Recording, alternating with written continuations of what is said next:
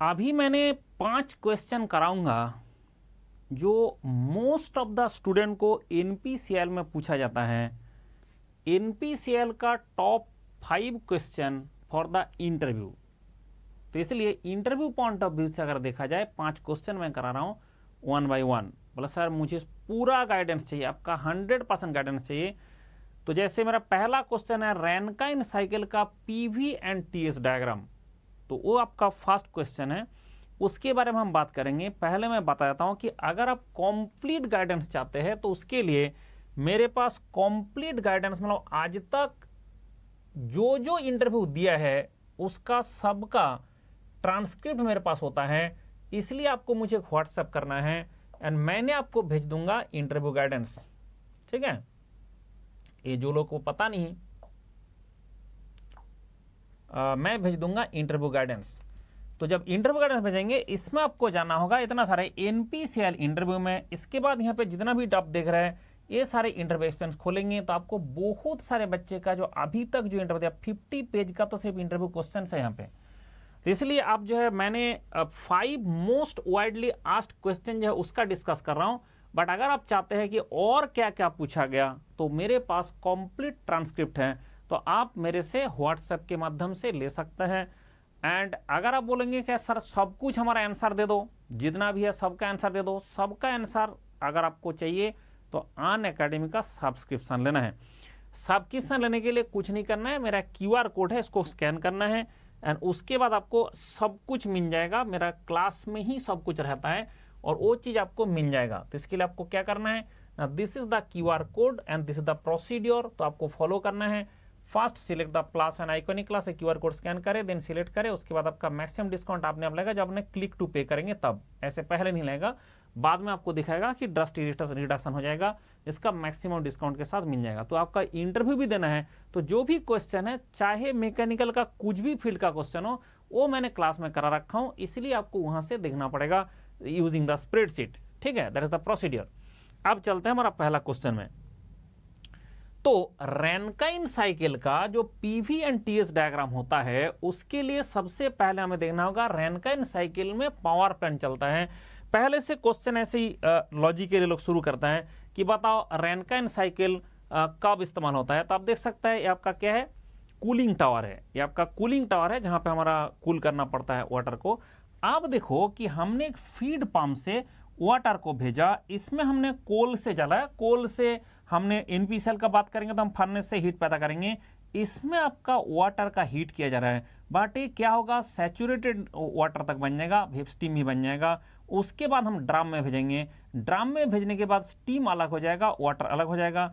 फिर ड्रम में जब स्टीम डिफरेंट अलग हो जाएगा तब हमने उसको भेजते हैं सुपर हीटर में, सुपर हीटर में हीट होने के बाद हमने भेजते हैं टरबाइन में, टरबाइन घूमने से आपका शाफ्ट का वर्क पैदा होता है, वो चला जाता है हमारा जनरेटर में, जनरेटर में बिजली पैदा चला जाता है। इधर से जो स्टीम हमारा जा रहा था वो हमारा कंडेंसर में जाता है, कंडेंसर में कूल होकर वाटर बनता है, वाटर बनने के बाद फिर फीड पंप से हमने भेज देता है। This is the procedure. और अगर आपने डिटेल में देखना चाहता है तो दिस इज द प्रोसीड्योर, क्योंकि कूलिंग टावर तब होता है जहां पे हमारे पास वाटर सफिशिएंट अवेलेबल नहीं है कूल करने के लिए, तब हमने उसको दोबारा कूलिंग करके भेजते हैं।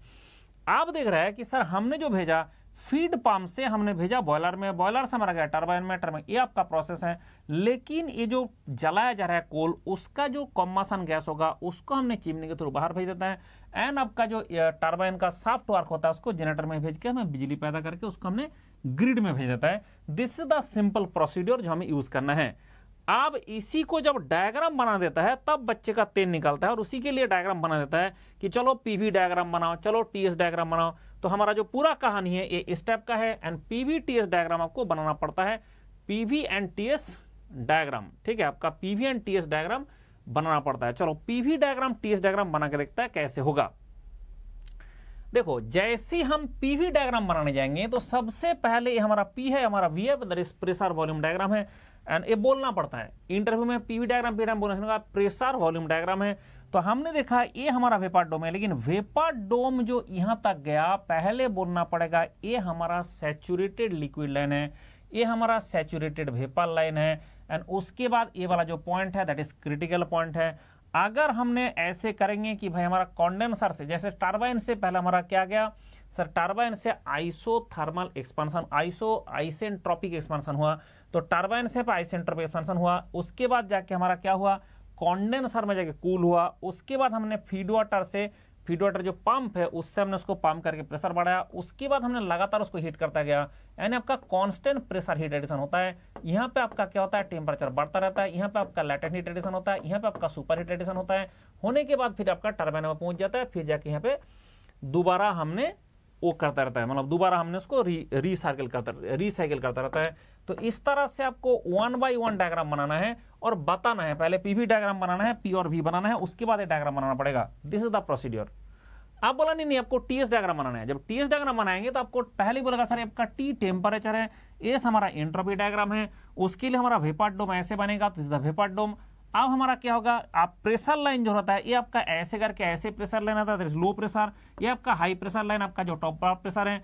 अब हम बोलेंगे देखिए जो टरबाइन से हमारा एग्जॉस्ट आया है वो हमारा आइसेंट्रोपिक एक्सपेंशन हुआ है, उसके बाद हमने कंडेंसर से कोल कर दिया, उसके बाद हमने पंप से इसको प्रेशराइज करके हाई प्रेशर में रख दिया।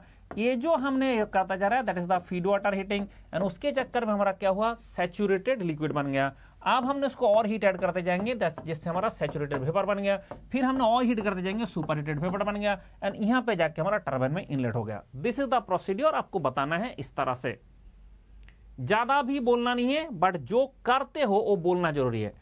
कभी कभी एग्जामिनर जो थोड़ा सा और टिपिकल में चला जाता है तब जाके एचएस डायग्राम, मतलब ये आपका मॉलियर डायग्राम में चला जाता है। ये आपका एचएस डायग्राम, जो एचएस डायग्राम होता है वो हमारा मॉलियर डायग्राम होगा। जब एचएस डायग्राम में जाता है तब जाके आपका एचएस डायग्राम होगा, तब ये जो वेपर डोम है it will be like this and pressure line will be like this. तो इसलिए जो प्रेशर लाइन है आपका ऐसे चला जाएगा, प्रेशर लाइन आपका हाई प्रेशर लाइन चला जाएगा, बट एंट्रोपी है तो आइसेंट्रोपिक एक्सपेंशन होगा, उसके बाद आपका कंटिन्यूअस जो इसका सेम प्रेशर, कांस्टेंट प्रेशर आपका हीट रिएक्शन होकर आपका कंडेंसिंग होगा, उसके बाद आपका आइसेंट्रोपिक कंप्रेशन होकर आपका वाटर पंप जाएगा, फिर आपने हीट एडिशन करते जाएंगे, हीट एडिशन करते जाएंगे, हीट एडिशन करते जाएंगे, ये आपका यहाँ पर रहेगा, हीट एडिशन करते जाएंगे, हीट एडिशन करते जाएंगे, उसके बाद जाके आपका क्या होगा, यहाँ पे जाएगा सैचुरेटेड। तो ध्यान रखिए कि जब हमने आइसेंट्रोपिक बोलेंगे ऐसे नहीं हो सकता, आइसेंट्रोपिक ऐसे जाना पड़ेगा। तो आइसेंट्रोपिक वर्टिकल, एंट्रोपी वर्टिकल जाएगा ना, तो वर्टिकल जाके यहाँ पे 4 पॉइंट में चला जाएगा, उसके बाद यहाँ से यहाँ तक आपने हीट दिया, उसके बाद आपका सैचुरेटेड लिक्विड बन गया, फिर आपका हीट देता गया आपका सैचुरेटेड लिक्विड एंड वेपर बनता गया, वेपर बढ़ता गया, यहाँ पे सैचुरेटेड वेपर बन गया, फिर हीट देता गया सैचुरेटेड आपका सुपर हीटेड स्टीम बन गया। तो दिस इज द प्रोसीड्योर जो आपको पीवीटीएस डायग्राम बताना है। ये सबसे ज्यादा पूछा गया सवाल है, लेकिन सबसे ज्यादा दिक्कत करता है कि जब पूछता है बताओ कहां कितना हीट लगा, तब हम देखते हैं कि ये जो तुम्हारा टीएस डायग्राम से हम डिस्कस करेंगे, तो टीएस डायग्राम में बोलेंगे ये जो आपका ये जो लोकेशन है ये हमारा इकोनोमाइजर में हीट लगता है, इसके बाद ये वाला जो चीज है आपका इवापोरेटर का हीट होता है, एंड ये जो चीज आपका सुपर हीटिंग से हीट होता है। तो ये भी आपको बताना पड़ता है कि कितना कहां पे हीट एडिशन हुआ, वो बता दो हमने कहां पे कितना हीट एडिशन किया। इसके बाद एक आता है नहीं आपने रैनकाइन साइकिल का बात किया, आपने रीहीटिंग नहीं किया, ऐसे कैसे हो सकता है। तो हमारा जो पावर प्लांट है उसका कैपेसिटी बढ़ाने के लिए हम क्या करते हैं, पहले एकदम लोअर कंडेंसर प्रेशर में ना ले जाके हमने पहले क्या करता है कि जो भी हमारा प्रेशर है उससे पहले हम क्या करेंगे ना, पहले हमने एक प्रेशर में लेके जाएंगे, फिर दोबारा हीट देंगे, हीट देके फिर हमारा प्रेशर डाउन हो गया, लेकिन टेम्परेचर हम बराबर कर देता है, देख सकता है टेम्परेचर बराबर कर दिया टीएस डायग्राम में। उसके बाद फिर हमने एक्सपेंशन करता है, फिर आपका कंडेंसिंग करता है, फिर हमने पंप भी देता है, फिर इसके बाद जाके हमारा ऐसे हीट होता है, उसके बाद सेम कहानी चलता रहता है। ये जो कहानी है ये मेनली इसमें एफिशिएंसी भी बढ़ता है क्योंकि आपका mean temperature of heat addition बढ़ गया, बट मेन ऑब्जेक्टिव इसका होता है कि कैपेसिटी बढ़ाया जाए, सेम क्वांटिटी स्टीम में हमारा कैपेसिटी ऑफ प्लांट बढ़ा दी जाए। ये आपका क्या हो गया, पीवी डायग्राम है, ये आपका एचएस डायग्राम है, मतलब मॉलियर डायग्राम है। अब एक और तोप चीज होता है जिसका नाम होता है फीड वाटर हीटिंग। इसी में ज्यादा क्वेश्चन पूछता रहता है, क्यों फीड वाटर हीटिंग करना पड़ता है, क्यों हमने रीजेनरेशन करता है।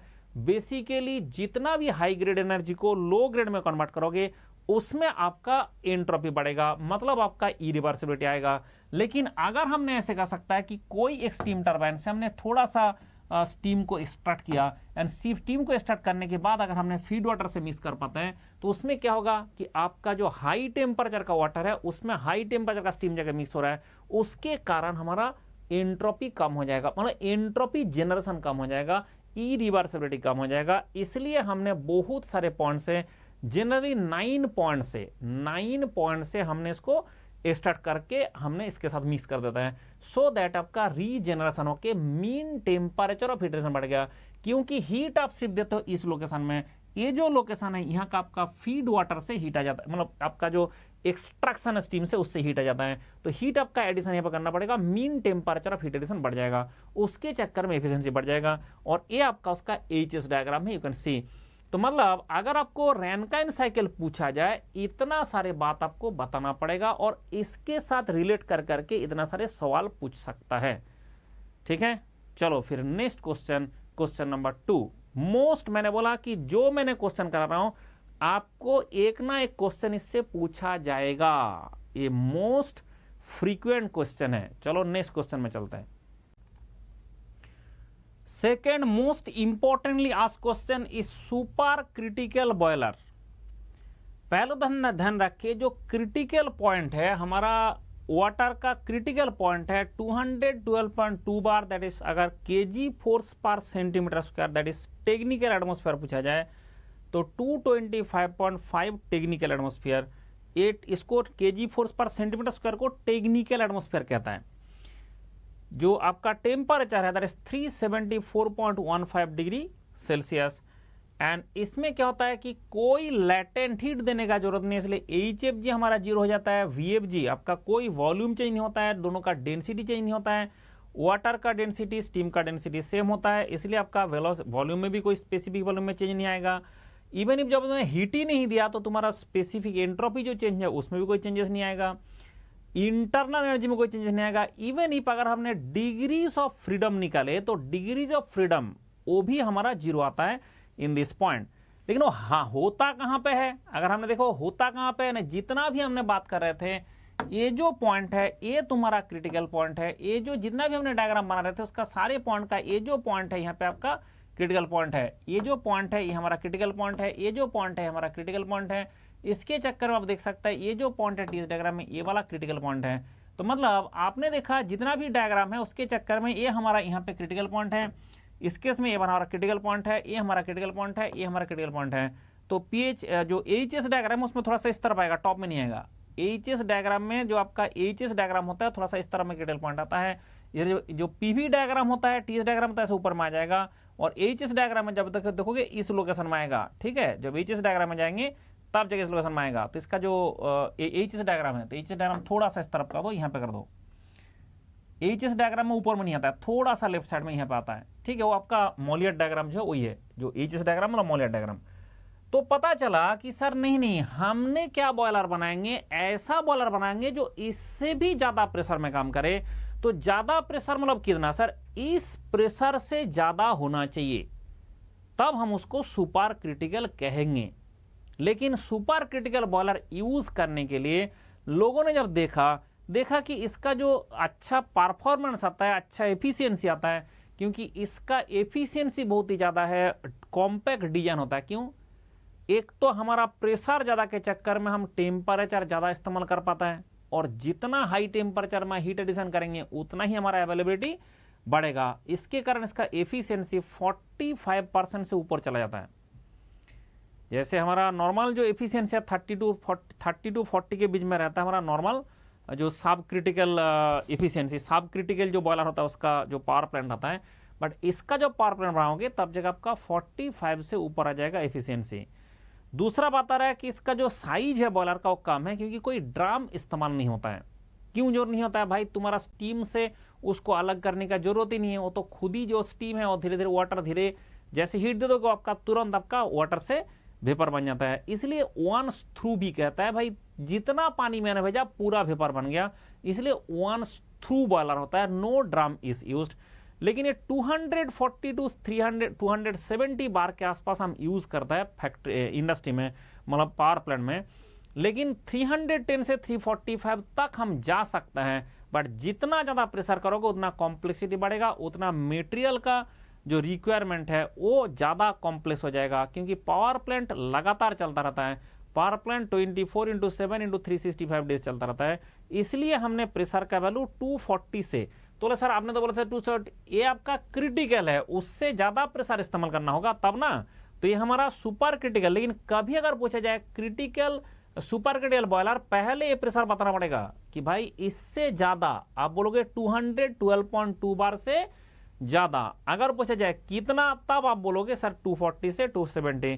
पहले अगर आपने 240 से 270 बोला तो इंटरव्यू बोलेगा कि तुमने क्रिटिकल पॉइंट का बात ही नहीं किया, तो आपको बोलना इससे ज्यादा। अब इससे ज्यादा में जब पूछा जाएगा फिर भी कितना होता है, तब इतना। लेकिन हम कितना कर सकते हैं, 300 350 तक जा सकता है, लेकिन वो कॉम्प्लेक्सिटी के चक्कर में जाते नहीं है।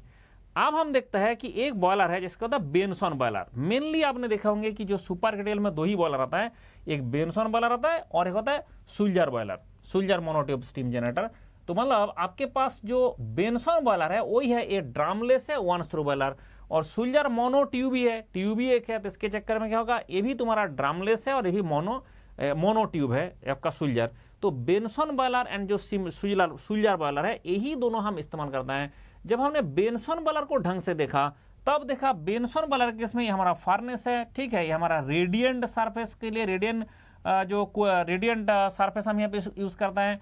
फिर हमने फीड वाटर को ऐसे इस्तेमाल किया, फिर उसके बाद जाके ऐसे भेजा, उसके बाद देख सकता है फीड वाटर का किस तरह से फ्लो हो रहा है। ऐसे करते हुए फिर हम यहाँ पे भेजता रहता है, फिर धीरे धीरे घुमाता रहता है, थ्रॉटल वाल्व रहता है, उसके बाद हमारा स्टीम बन के बाहर जाता है।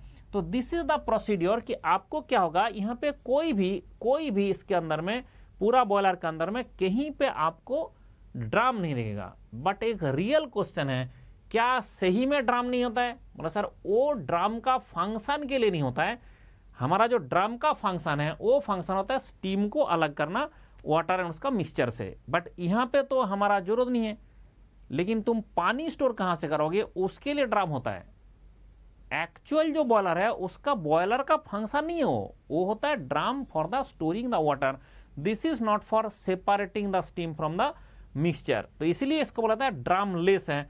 और ये जैसे ही बोला जाएगा तुरंत आप बोलना, देखो सुपर क्रिटिकल बॉयलर हमने इसीलिए इस्तेमाल कर रहा है, इसमें बहुत सारे फायदा है। एक तो तुम्हारा कार्बन डाइऑक्साइड इमिशन कम होगा, एक तो तुम्हारा जो हीट ट्रांसफर है, क्योंकि लगातार टेम्परेचर बढ़ता रहता है, उसके चक्कर में इसका बॉयलर देखेंगे इसका लगातार टेम्परेचर बढ़ता रहता है। एक मैं इमेज से दिखा देता हूं, क्योंकि जब हमने इसको इस्तेमाल करता है यहाँ पे कभी भी टेम्परेचर कॉन्स्टेंट नहीं होता है, लगातार टेम्परेचर बढ़ता रहता है, लगातार टेम्परेचर बढ़ता रहेगा। Yes, that is the thing, लगातार इसमें टेम्परेचर बढ़ता रहता है। उसके कारण अच्छा, मतलब जब हम ये सोच विचार करते हैं इसमें लगातार टेम्परेचर बढ़ता रहेगा। आप देखो कि आपने जैसे ही शुरू किया टीएस डायग्राम में, तो जितना आप हीट देते जा रहे हो उसके चक्कर में हमेशा टेम्परेचर बढ़ता जा रहा है, इसका हमेशा टेम्परेचर बढ़ता जा रहा है।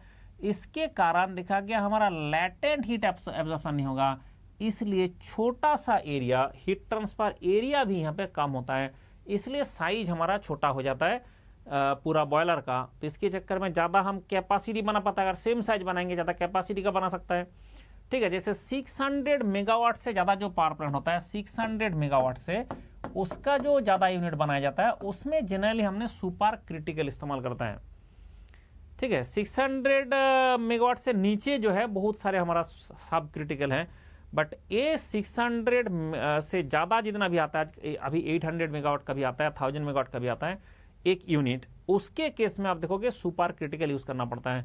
तो एक क्रिटिकल पॉइंट के साथ उसका कोई लेना देना नहीं है। और यहाँ पे आपका डायरेक्टली क्या हो रहा है, लिक्विड जा रहा है, लिक्विड जा रहा है, कहाँ वेपर बनेगा कोई भरोसा भी नहीं है। उसके बाद हमारा सुपर हीटेड हो गया और उसको हमने एक्सपांशन किया, ये आपका 90% के आसपास हमारा ड्राइनेस प्रेशर आ जाता है, फिर हमारा कॉन्डेंस किया, फिर पंप से भेजा, आपका सुपर क्रिटिकल प्रेशर बना दिया।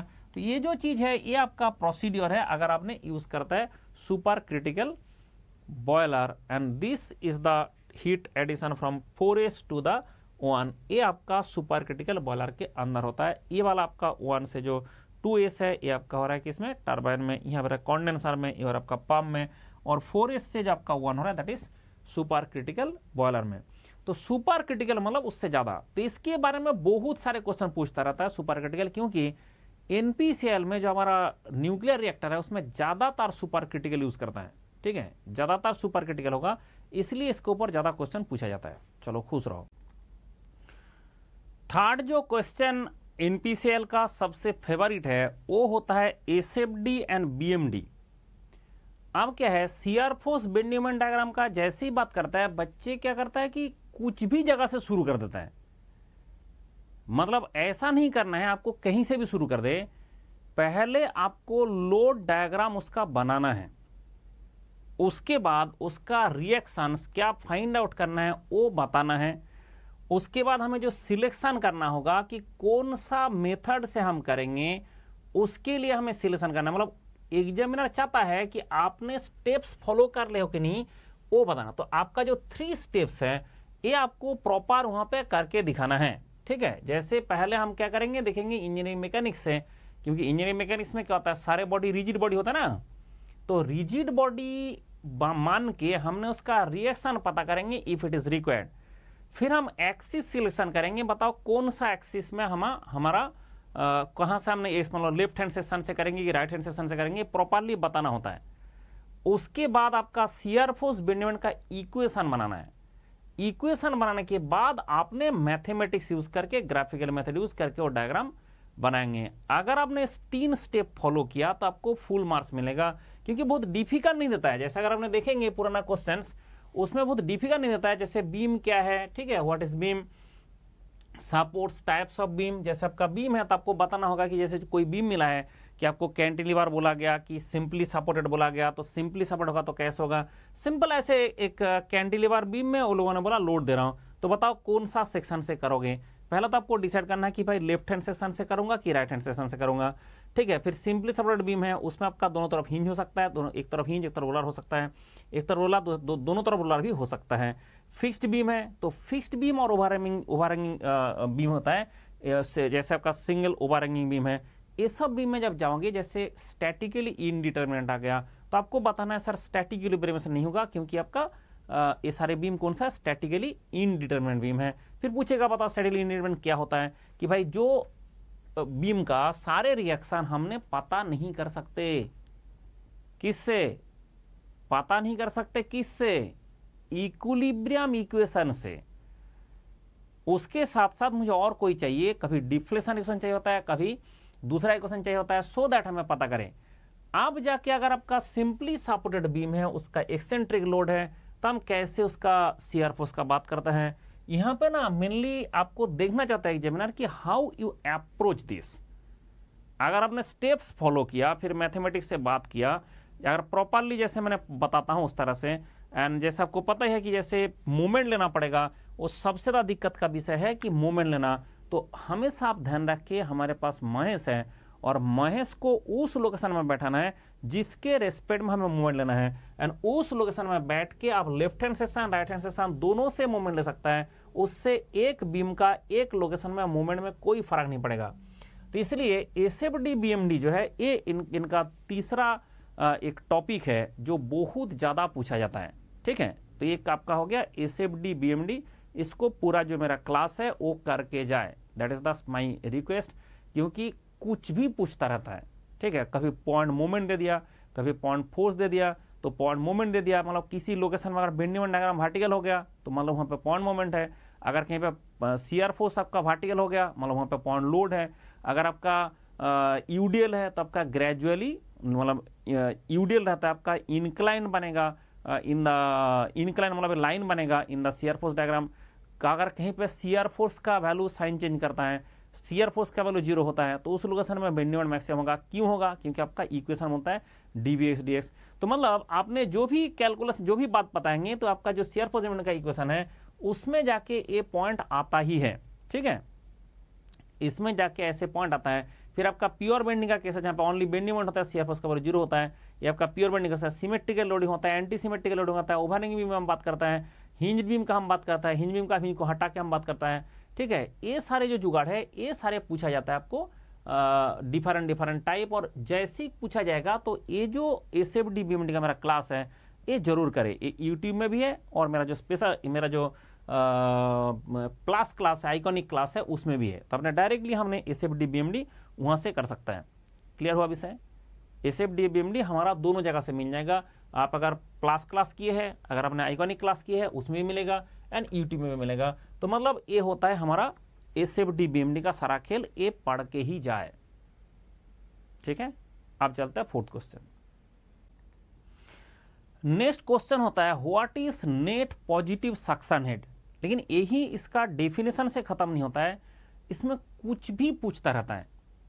तो आपको नेट पॉजिटिव सक्शन हेड अगर बताना है तो सबसे पहले बताना होगा कैविटेशन। अगर सीधा आंसर भाई what is net positive suction head, तो हम बोलेंगे टू अवॉइड कैविटेशन। बात क्या हो गया, to avoid cavitation some positive head is required for the pump.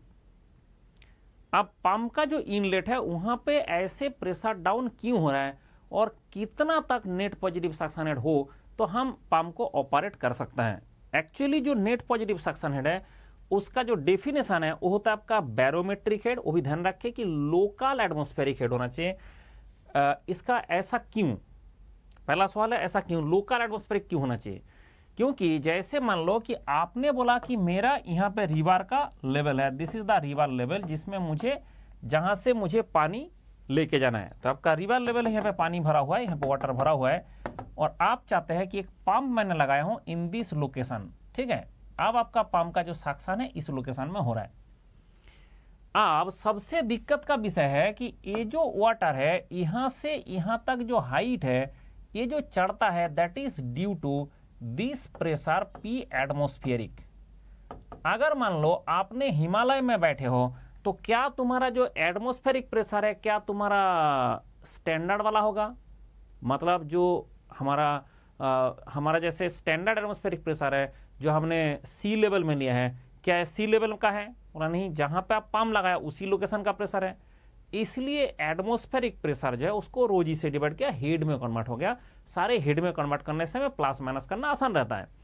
अब जब नेट पॉजिटिव सक्शन हेड निकाला सर लोकल एटमॉस्फेयर पे इससे माइनस किया, तो अगर मान लो कि हमारा स्टैंडर्ड एटमॉस्फेरिक प्रेशर भी होगा तो ये आपका आ जाएगा 10.3 मीटर।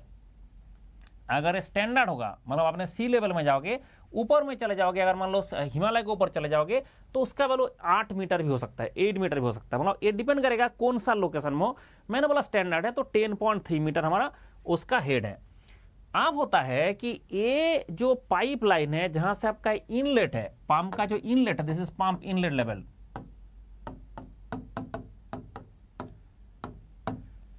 ये 10.3 मीटर से ज्यादा तो कभी नहीं हो सकता। सर 10.3 मीटर तो छोड़ ही दो, 7 मीटर चल जाए तो बहुत बड़ी बात है। ये 10.3 मीटर आपका थियोरिटी के लिए है। ये 7 मीटर अगर चल जाए बहुत बढ़िया। 7 मीटर से ऊपर जैसे जाता है दिक्कत कर देता है, मतलब हमारा कैविटेशन शुरू हो जाता है। आपने बोला सर ये जो आपका इतना हेड अवेलेबल था, ये जो आपका 10.3 मीटर अवेलेबल था, उससे सक्शन हेड माइनस कर दीजिए, उससे सक्शन हेड माइनस कर दीजिए। सक्शन हेड का मतलब जो आपने ऊंचाई किया, ये ऊंचाई को बोल रहा है सक्शन हेड की मेरा यहां से यहां तक जो है ये एचएस है। मान लो ये हमारा 5 मीटर है, तो आपने सबसे पहले बोला देखो मैंने ना इसका जो 10.3 था, मेरा 10.3 था, उससे 5 मीटर तो पहले माइनस कर दिया कि इतना पॉजिटिव हेड मुझे पंप का इनलेट में मिलना चाहिए। लेकिन जो पाइपलाइन है, जिस पाइपलाइन में आपका फ्लूइड फ्लो कर रहा है, उस पाइपलाइन में आपका फ्रिक्शनल लॉस भी होगा, और हाँ फ्रिक्शनल लॉस भी होगा। उस पाइपलाइन में वेलोसिटी भी होगा। तो अगर फ्रिक्शनल लॉस मान लो 1 मीटर हो गया, वेलोसिटी के चक्कर में 1 मीटर हो गया, मतलब आपका जो लॉसेस है होता ही जा रहा है। फ्रिक्शन के चक्कर में यहाँ पे क्या हो गया, 1 मीटर लॉस हो गया, तो और 1 मीटर लॉस हो जाएगा। मतलब तुम्हारा 5 मीटर तो ऐसे ही था पर लॉस हो गया था, 5.3 बचा था। फिर 1 मीटर आपका फ्रिक्शन के चक्कर में हो गया, फिर और 1 मीटर कम हो गया, फिर 1 मीटर और आपका वेलोसिटी के चक्कर में हो गया, और 1 मीटर कम हो गया। तो करते करते तुम्हारे पास 3.3 बचा है। अब हमें देखना होगा जिस लोकेशन में हो, जो चीज का पंप कर रहा हो, तो मैंने बोला मैं वाटर को पंप कर रहा हूं, तो आप देखना पड़ेगा वाटर का जो वेपर प्रेशर है उसका हेड में कन्वर्ट करने से कितना होता है।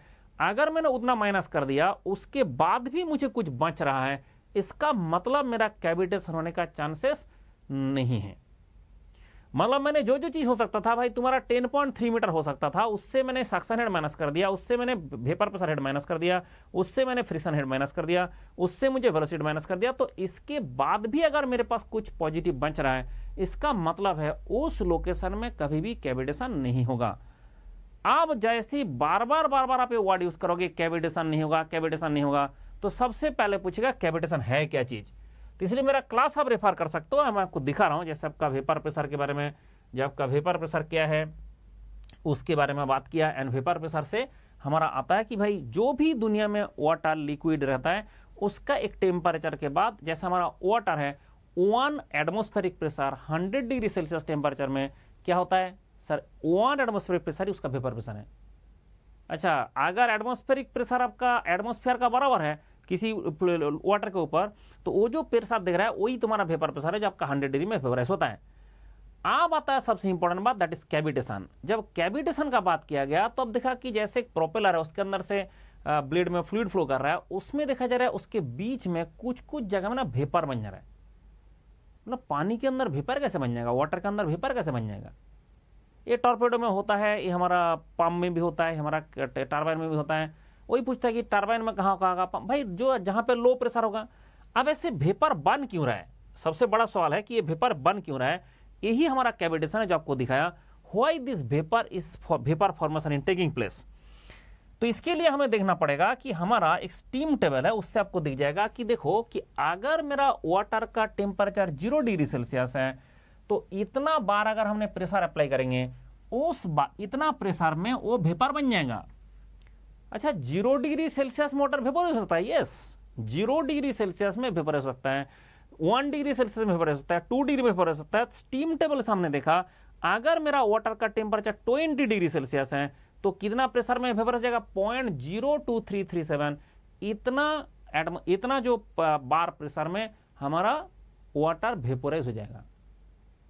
अच्छा, इतना बार प्रेशर में ही वेपोराइज हो जाएगा, हाँ वेपोराइज हो जाएगा। तो आपका जो पानी है उसमें अगर वो तो टेम्परेचर 20 डिग्री सेल्सियस है, अगर गलती से प्रेशर का वैल्यू इतना बार से कम हो गया तो वेपर बनने लग जाएगा। लेकिन दिक्कत यह है कि फ्लूइड हमारा फ्लो करता रहता है, टरबाइन हमारा घूमता रहता है, पंप हमारा घूमता रहता है, पंप का इंपेलर रोटेट करता रहता है, इसलिए हर लोकेशन में ये प्रेशर नीचे नहीं जाएगा। जहां नीचे जाएगा वहां वेपर बन जाएगा, और जहां नीचे नहीं जाएगा उससे ऊपर आ जाएगा वहां पे कोलैप्स हो जाएगा। यह है दिक्कत। मतलब जैसे आपका वाटर से वेपर बनेगा कितना गुना बढ़ता है ना, अगर वाटर से वेपर बनोगे आप देख सकते हो कि आपका ये आपका VF है, आपका VG है, कितना गुना हुआ सर, तो हमारा 500 कितना गुना होगा, 5783 गुना हो जाएगा। आप इसको डिवाइड करके देखो कि आपका लिक्विड से जब वेपर बन रहा है ये आपका 20 डिग्री सेल्सियस में 5000 गुना हो जाता है। अच्छा, हमारा 1 सेंटीमीटर का वाटर अगर वेपर बन गया तो 5000 सेंटीमीटर का वेपर बन जाएगा, तो फिर वेपर का बबल बन गया। अब वो वेपर का बबल जैसे ही थोड़ा सा हाई प्रेशर जोन में गया, हाई प्रेशर जोन में क्यों गया भाई, फ्लूइड फ्लो कर रहा है, हमारा इंपेलर घूम रहा है, हमारा टरबाइन का टरबाइन घूम रहा है, जो भी आपका रोटेटिंग चीज है उसके चक्कर में दूसरा लोकेशन में प्रेशर उससे ज्यादा है। अब जिस लोकेशन में उसका टेम्परेचर के करस्पॉन्डिंग वेपर प्रेशर से कम प्रेशर आएगा वहीं पे वेपर बनेगा, और जैसे ही थोड़ा आगे जाएगा जहां पे आपका प्रेशर उससे ज्यादा मिल जाएगा वहां पे कोलैप्स हो जाएगा। और जैसे ही कोलैप्स होता है, अगर मान लो कि पूरा चारों तरफ में कोलैप्स होता है तो उसमें क्या होगा, जैसे हमारा इसके टॉर्नेडो टाइप का तैयार हो जाएगा। क्योंकि एक लोकेशन में अगर वेपर था तो वॉल्यूम था, अब वेपर जाके लिक्विड बन गया तो एकदम वॉल्यूम खत्म हो गया, चारों तरफ का लिक्विड आके जम के छलांग लगाएगा, जैसे हमारा आंधी तूफान होता है उस टाइप का चीज हो जाएगा। और जैसे हो जाएगा तो तुम्हारा जो सरफेस है उखाड़ के ले जाता है। इसके कारण बोलता है यही कैविटेशन है, ये कैविटेशन का मेन कारण है। आपका अगर कैविटेशन हो गया तो आपका इस टाइप का क्या होगा, इस टाइप का उखाड़ के चला जाता है। जो कैविटेशन होता है ऐसे इस टाइप का सरफेस से उखाड़ के लेके चला जाता है। आपका मेजर प्रॉब्लम आपका कैविटेशन होता है। तो ये हर लोकेशन में नहीं होता है, जिस लोकेशन में प्रेशर कम होता है उसी लोकेशन में होता है। और कितना कम होना चाहिए ना, वेपर प्रेशर से कम हो जाना चाहिए। तो इसलिए हमने क्या किया, कैलकुलेशन करने के टाइम में हमने वेपर प्रेशर को भी कंसिडर कर लिया कि भाई तुम्हारा जो वेपर प्रेशर है उससे भी ज्यादा प्रेशर हम रखेंगे। तो कहानी यहां पे शुरू होता है नेट पॉजिटिव सक्शन हेड से, उसके बाद कहानी चला जाता है कैविटेशन से। कैविटेशन जब जाएगा बोलेगा बताओ तुम्हारा पंप में कहां होता है ना, पंप में जहां पे लो प्रेशर है, जहां पे सक्शन हो रहा है वहां पे है, कि उसके बाद तो प्रेशर बढ़ जाएगा ब्लेड में। और आपका टरबाइन में कहां होना चाहिए ना, टरबाइन में जहां पे प्रेशर कम है, तो अब टरबाइन का शुरू से एंड तक प्रेशर डाउन होता जा रहा है, तो जहां पे लास्ट में एग्जिट होगा वहां पे होगा। तो ये सब सारे सवाल पूछा जाएगा कि क्यों हो रहा है। तो आपको पता होना चाहिए कि वाटर को वेपोराइज होने के लिए 100 डिग्री सेल्सियस टेम्परेचर तब चाहिए होता है जब हमारा एटमॉस्फेरिक प्रेशर है। बट हमारा सिस्टम के अंदर जब हमारा फ्लूइड फ्लो कर रहा है, कोई तो लोकेशन होगा जहां पे एटमॉस्फेयर से कम है। अगर कम है तो तुम्हारा वो 100 डिग्री से नीचे बॉयल हो जाएगा। अगर हमारा टेम्परेचर कम है, मान लो आपका 20 डिग्री सेल्सियस है, तब भी वेपर बन सकता है। 0 डिग्री सेल्सियस है तब भी वेपर बन सकता है, लेकिन उतना लो प्रेशर में जाना पड़ेगा तभी जगह होगा। तो ये जो लो प्रेशर है जैसे पैदा हो रहा है, क्यों पैदा हो रहा है? क्योंकि तुम्हारा यहाँ का जो प्रेशर है उसी प्रेशर से फ्लूइड यहाँ पे चढ़ा रहता है, और वो जो प्रेशर आपका एटमॉस्फेरिक प्रेशर ही देगा इसके ऊपर, और वो एटमॉस्फेरिक प्रेशर से इतना चढ़ रहा है, तो इतना चढ़ाना पड़ेगा 5 मीटर। उसके बाद से फ्लूइड का फ्लो करने का फ्रिक्शन है उसको ओवरकम करना पड़ेगा, उसके बाद वेलोसिटी को ओवरकम करना पड़ेगा, उसके बाद जो आपका वेपर प्रेशर है उसको भी मैंने माइनस कर दिया, सो दैट मुझे पता चला अच्छा पंप का इनलेट जो लोकेशन है वहां पे मुझे वेपर प्रेशर के बाद भी, मतलब वेपर प्रेशर जो जितना है उससे भी एक्स्ट्रा मेरे पास प्रेशर है, तो क्या कैविटेशन होगा? बोला नहीं होगा। तो इसके चक्कर में नेट पॉजिटिव सक्शन हेड हमेशा पॉजिटिव होना चाहिए, सो दैट हमारा वेपोराइजेशन ना हो, कैविटेशन ना हो, पंप को बचाने के लिए। क्योंकि अगर पंप में कैविटेशन हो गया बहुत सारे दिक्कत है। एक तो आपका पंप में वाइब्रेशन बढ़ जाएगा, दूसरा होता है को पीटिंग होकर उखड़ना शुरू हो जाएगा, दूसरा होता है वेपर बन जाता है, तो उसके चक्कर में क्वांटिटी ऑफ फ्लो जितना आपका जा रहा था उतना नहीं जा पाएगा, पंप का एफिशिएंसी डाउन हो जाएगा, सारा प्रॉब्लम क्रिएट हो जाएगा। तो हम चाहते हैं कि नेट पॉजिटिव सक्शन हेड रहे। तो दो कहानियां से आएगा, नेट पॉजिटिव सक्शन हेड का जैसे ही बात आ जाएगा वहां से कैविटेशन का बात आ जाएगा। अगर आप पढ़ना चाहते हैं मेरा क्लास डायरेक्टली देख सकता है, इसका सारे डिस्कशन मैंने करके रखा हूं, ठीक है, इन फ्लूइड मैकेनिक्स का क्लास में ही है, ये आपको दिखा रहा था पीपीटी, ठीक है। चलो ठीक है, ये हो गया हमारा फोर्थ क्वेश्चन। मोस्ट इंपॉर्टेंट जो 5 क्वेश्चन है यही है, और एक है हमारे पास, वो हम बात करते हैं। Next question, that is the last question, most frequently asked question होता है अबाउट कंप्रेसर। इन लोगों का पता नहीं क्यों इतना पसंद है कंप्रेसर। कंप्रेसर किस किस टाइप का होता है, रेसिप्रोकेटिंग कंप्रेसर के साथ सेंट्रीफ्यूगल कंप्रेसर का क्या डिफरेंस है, इवन इफ कंप्रेसर में और क्या क्या होता है, दोनों का डिफरेंस क्या होता है, कि ये ज़्यादा प्रेशर पैदा करता है। क्योंकि सबको पता है कि आपका reciprocating compressor positive displacement compressor होता है। तो पॉजिटिव डिस्प्लेसमेंट क्यों है, तुम्हारा जो रोटेटिंग कंप्रेसर होता है उसमें क्या क्या डिसएडवांटेज है, उसमें ज़्यादा प्रेशर क्यों नहीं बन सकता है, ये सारा सवालों का जवाब देना है। और मेरे बैकग्राउंड में एक आप इमेज देख रहे हो, that is very very important for the compressor, ठीक है, ये आपका बहुत ही तोप चीज है। हम इसका जब पीवी डायग्राम बनाते हैं, कंप्रेसर में जब पीवी डायग्राम बनाते हैं कि हमें जो वर्क देना पड़ता है, दिस इज द एरिया, ये आपका P1 है, आपका P2 प्रेशर है। भाई पीवी डायग्राम में दोनों प्रेशर कांस्टेंट है, तो हमें क्या होता है कि जैसे एटमॉस्फेयर का एयर है उसको हमें कंप्रेस करना है, तो एटमॉस्फेरिक प्रेशर तुम्हारा P1 है और कंप्रेस करके आपको P2 में लेके जाना है। अगर आपने आइसोथर्मली एक कंप्रेस करेंगे, आइसोथर्मली, बताइए अगर आइसोथर्मली कंप्रेस करेंगे तो आपको क्या देखने वाला है? सर आइसोथर्मल कंप्रेशन करेंगे तो 1 से 2 होगा, एंड ये जो 1 से 2T मैंने लिखा है 2T, तो 1 से 2T है, दैट इज आइसोथर्मल कंप्रेशन। क्या क्लियर हुआ विषय? तो 1 से 2T होगा, तो ये जो एरिया है ये बता रहा है कितना वर्क हमें देना है। तो आपने देखा कि आइसोथर्मल एक चीज है जिसमें मिनिमम एनर्जी हमें देना है, मिनिमम वर्क हमें देना है, मिनिमम पावर हमें देना है, मिनिमम वर्क डन हमें देना है। लेकिन ये आइसोथर्मल करोगे कैसे? क्योंकि जैसे ही एयर को कंप्रेस करोगे, कोई गैस को कंप्रेस करोगे, उसका टेम्परेचर बढ़ता है, तो आपको लगातार कूलिंग करना पड़ेगा। ये आपका इनफाइनाइट स्लो प्रोसेस हो जाएगा। तो बोला चलो कर देता है एडायबेटिक आइसेंट्रोपिक, तो आपका 2s में चला गया, तो आइसेंट्रोपिक देख सकते हैं, आपका 2s में चला गया, दैट इज आइसेंट्रोपिक। जब आइसेंट्रोपिक में गया तब जाके देखा कि वर्क मुझे ज्यादा देना पड़ रहा है, ठीक है, तो आपका 1 से 2s चला गया आइसेंट्रोपिक, वर्क मुझे आइसोथर्मल से ज्यादा देना पड़ रहा है। तो लोगों ने देखा नहीं मैं क्या करूंगा, पॉलीट्रोपिक करूंगा, और जो हम कंप्रेस कर रहे हैं उसमें कूलिंग करते हुए करेंगे। मतलब हम पूरा 100% आइसोथर्मल तो नहीं जा सकते, बट हम कूलिंग करते हुए करेंगे। अगर ऐसे किया तो पॉलीट्रोपिक विथ कूलिंग करेंगे, तो आपका क्या होगा, ये जो आइसोथर्मल एंड एडायबेटिक है उसके बीच में आपको एक मिलने वाला है एनर्जी, उतना देना पड़ेगा। तो आपको ये जो एरिया होगा, दिस एरिया, ये एरिया आपको देना पड़ जाएगा। तो अगर आपने बोला नहीं मैं तो कूलिंग के साथ कर रहा हूं, तो आपका इतना एरिया हो जाएगा, that is the energy required for this operation. आप बोला नहीं मेरा तो जो पॉलीट्रोपिक है मैंने एक तो कूलिंग किया ही नहीं, बट उसमें फ्रिक्शन भी हो रहा है। एक तो पॉलीट्रोपिक है जिसमें हमने फ्रिक्शन हो रहा है और हमने कूलिंग भी नहीं किया, ऐसे केस में आपको आइसेंट्रोपिक से, दैट इज रिवर्सेबल एडियाबेटिक से भी ज्यादा वर्क देना पड़ेगा, दैट इज मैक्सिमम। तो ये आपका मैक्सिमम एनर्जी देना पड़ता है, this is the maximum energy given अगर आपका ऐसे हुआ तो ये डायग्राम बहुत ज्यादा जरूरत है, और कभी इसके बारे में बात होता है और कभी नहीं, होता ही रहता है। उसके केस में ये पीवी डायग्राम से ही आप एक्सप्लेन करना, वो अच्छा से एक्सप्लेन होगा, एनर्जी कितना देना है।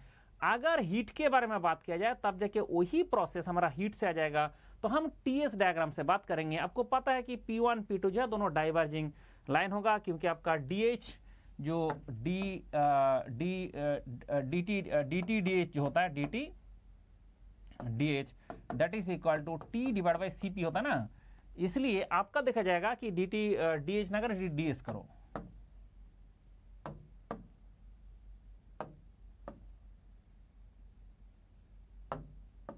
जो dt ds है, एक्चुअली हम एक ts डायग्राम बना रहे हैं तो हमारा dt ds क्या, dt ds होगा। तो dt ds जब किया तो स्लोप ऑफ द कर्व आपका t डिवाइड बाई CP है, CP कांस्टेंट है बट t बढ़ता रहता है, इसके चक्कर में ऐसे चेंज होता जाएगा। आप बोला सर ये मेरा 1 पॉइंट है, ये हमारा P1 प्रेशर है, इस पॉइंट से मैंने जब आइसोथर्मल किया तो कांस्टेंट प्रेशर में हमें करना पड़ा, कांस्टेंट टेम्परेचर में करना पड़ा, तो 2T चला गया। आइसेंट्रोपी में क्या, एंट्रोपी कांस्टेंट यहाँ चला गया। एंड अगर हमने कूलिंग करते हुए 2C यहाँ जाएगा, अगर फ्रिक्शन के साथ जाएगा आपका 2F यहाँ पे जाएगा। तो मतलब आपने देख लिया कि टीएस डायग्राम से एक्सप्लेन करना थोड़ा मुश्किल होगा, बेटर है कि आपको इस डायग्राम से। लेकिन टीएस डायग्राम हमने बना के क्यों दिया, क्योंकि क्वेश्चन पूछ सकता है। अब आपको मैंने रेफरेंस मटेरियल दे रहा हूं जो आपको पढ़ना है, कंप्रेसर पूरा अच्छा से पढ़ के जाना। तो मैंने जो आपको बुक दिया हूं अभी, that is the book list, मेरा जो बुक है उसमें ये सारे स्टडी मटेरियल है। उस स्टडी मटेरियल का लास्ट पेज में जाओगे आपको मिल जाएगा study material exclusively for PSUs, PSC, SSC JEE, RRB JEE, CBT। इसमें जाके आपको RAC खोलना है। तो सर आपने कहा घुसा, देखो भाई पावर प्लांट में भी आपका कंप्रेसर होता है, आपका RAC में भी कंप्रेसर होता है। अब हम कहाँ पढ़ा है, कोई एक जगह में पढ़ाएंगे, तो मैंने डिसाइड किया था RAC में पढ़ाता है। तो जैसे ही आपने एक खोलेंगे तो RAC वाला ऐसे आपका बुक खुल जाएगा। इसका हमें पेज नंबर कौन सा में जाना है, पेज नंबर 75 में जाना है। जैसे देखोगे आपका रेफ्रिजरेंट कंप्रेसर, एक्चुअली मैंने सारा कंप्रेसर का डिस्कशन यहीं पे किया हूं। आपका कंप्रेसर में क्या रिवर्सेबल होता है, क्या पॉलिट्रिप होता है, किस किस टाइप का कंप्रेसमेंट होता है, पॉजिटिव डिस्प्लेसमेंट कंप्रेसर होता है, ऐसे करके यहाँ पे कंप्लीट डिस्कशन यही आपको बताना है इंटरव्यू में। आपका जैसे कंप्रेसर में कितना एफिशिएंट, कितना आपका वॉल्यूमेट्रिक एफिशिएंसी होता है, शॉर्ट वॉल्यूम क्या होता है, ये सारा बातें आपको यहाँ पे सब कुछ मिल जाएगा। पॉलिट्रिक में क्या होता है, एडियाबेटिक में क्या होता है, कंप्रेस करेंगे तो क्या होता है, मल्टी स्टेज में कंप्रेसर में क्या होता है, उसमें कूलिंग करेंगे तो क्या होता है, आइडियल कौन सा कंडीशन आता है।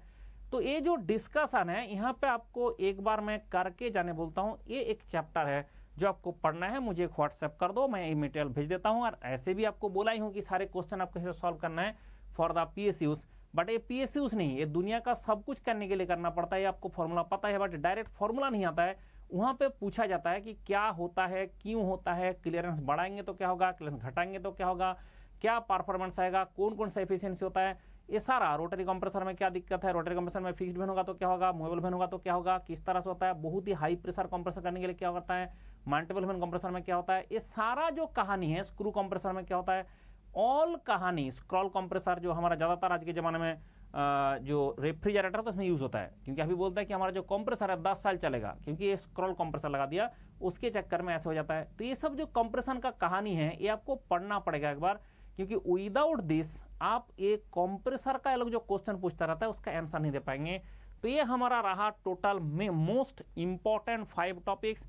लेकिन अगर आपने बोला सर मुझे पूरा इंटरव्यू देना है, उसके लिए हम क्या करें, तो आपको मैंने जैसे बताया हूं कि मेरा interview guidance material always available है एंड ये फ्री ऑफ कॉस्ट अवेलेबल है। इसलिए आपको ये मेरा इंटरव्यू गाइडेंस मटेरियल यूज करना है, और इसके लिए मुझे व्हाट्सएप करना है, सर मुझे इंटरव्यू गाइडेंस मटेरियल भेज दो, तो आपको इंटरव्यू गाइडेंस मैं भेज दूंगा। ठीक है, इसमें इसके लिए कोई पैसा नहीं देना पड़ता है। मेरे से पढ़ना है तो पैसा देना है, सब मटेरियल के लिए कुछ नहीं देना पड़ता है। फिर जाकर आप देखेंगे आपका जितना भी इंस्टीट्यूट है, जितना भी हमारा PSU है, सबका इंटरव्यू का जो स्टूडेंट है उसका जो पहले जो स्टूडेंट ने इंटरव्यू दिया है, आप भी इंटरव्यू देने के बाद मुझे ट्रांसक्रिप्ट जरूर भेजें, क्योंकि हमें यहाँ पे स्टोर कर देंगे, आपका नाम से स्टोर कर देंगे। जैसा आपने देखा पहले मेरा ये था इंटरव्यू एक्सपीरियंस, उसके बाद जो जो बच्चा और भेजा है सबका मैंने यहाँ पे ऐड कर लिया। जैसे 50 पेज का तो ऐसे पहले से ही है, उसके बाद और भी जो बच्चे ने भेजा है उसका भी ऐड कर लिया। तो आप जब भेजोगे तो आपका भी इसमें इंटरव्यू में ऐड हो जाएगा। जो भी आप इंटरव्यू देते हो उसका आफ्टर दैट मुझे ट्रांसक्रिप्ट लिख के भेजना, ठीक है। तो ये आपका कंट्रीब्यूशन है, मेरा कंट्रीब्यूशन है आपको सारे पीस जितना भी बच्चा तक इंटरव्यू दिया है सबका क्वेश्चन आपको प्रोवाइड करना। एंड उसी से हमने पता किया कि 5 सबसे इंपॉर्टेंट कौन सा ऐसा टॉपिक है जिससे क्वेश्चन पूछा जाता है इंटरव्यू में। चलो बाय बाय। तो जैसे देखा अनअकैडमी का दैट इज 9999 में आपको मिल रहा है ऑफर, कोड देना है खुश रहो, 60% डिस्काउंट के साथ अभी ऑफर मिल रहा है। जो मैंने बताया सब कुछ पढ़ना है और सब कुछ अगर आपको करना है तो उसके लिए अनअकैडमी का सब्सक्रिप्शन आपके पास होना चाहिए। एंड एवरी डे हमारा टेस्ट होता है, scholarship test. And scholarship test में आपका 27 अप्रैल को जो होने जा रहा है 11 एवं 5 PM 2 बार होगा, उसमें 90% का स्कॉलरशिप मिलने वाला है। एंड AAI का और जो AI है बैच आया है, you can join this also, ठीक है। इसके लिए भी कोड लगाना है खुश रहो। एंड इसमें आपका AI बैच है एंड श्रेष्ठ एंड वर्धन बैच है जो आपका 11 अप्रैल को शुरू किया। मैंने 2 क्लास करा रहा हूँ, वेल्डिंग एक casting the materials. And second या थर्ड ईयर के बच्चे के लिए जब वर्धन बैच है उसमें भी आपका welding and casting the materials चल रहा है। अनअकैडमी में टेस्ट सीरीज आप देख सकते हैं 3020 क्वेश्चन का ये टेस्ट सीरीज पूरा फुल सिलेबस से शुरू करके आपका सब कुछ यहाँ पे एक साथ मिलेगा उस सब्सक्रिप्शन के साथ। आइकॉनिक एंड क्लास में एक मेंटरशिप आपको मिलता है, आइकॉनिक में एक्स्ट्रा, नहीं तो क्लास पर पढ़ाई सब कुछ सेम रहता है। मेंटरशिप को अगर आपको मेंटर को चाहिए तो मेंटर से बात करना है तो इस तरह से आपको बुक करना पड़ता है।